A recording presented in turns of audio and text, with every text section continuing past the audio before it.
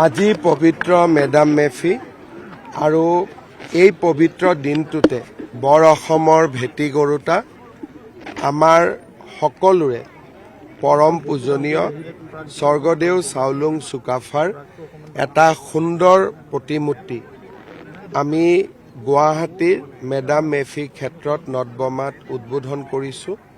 এটা গৌৰৱৰ দিন, সৌভাগ্যৰ দিন।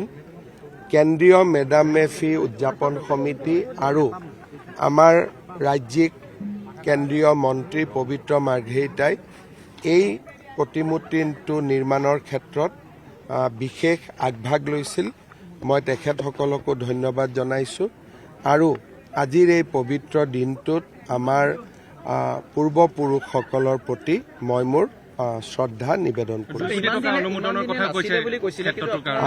গুৱাহাটীত এটা সম্পূৰ্ণ অৱয়ৱৰ যিধৰণে আমি চুকাফাৰ প্ৰতিমূৰ্তি উজনি অসমত দেখা পাওঁ, গুৱাহাটীত নিশ্চিতভাৱে এটা অভাৱ আছিলে আৰু আজি সেই অভাৱটো দূৰ হ'ল আৰু মই ভাবোঁ যে অন্তত গুৱাহাটীলৈ আহি যিসকলে স্বৰ্গদেউ চাওলুং চুকাফাক শ্ৰদ্ধা জনাব খোজে তেওঁলোকে এতিয়াৰ পৰা এই ক্ষেত্ৰখনলৈ আহি সেই সুবিধা গ্ৰহণ কৰিব পাৰে।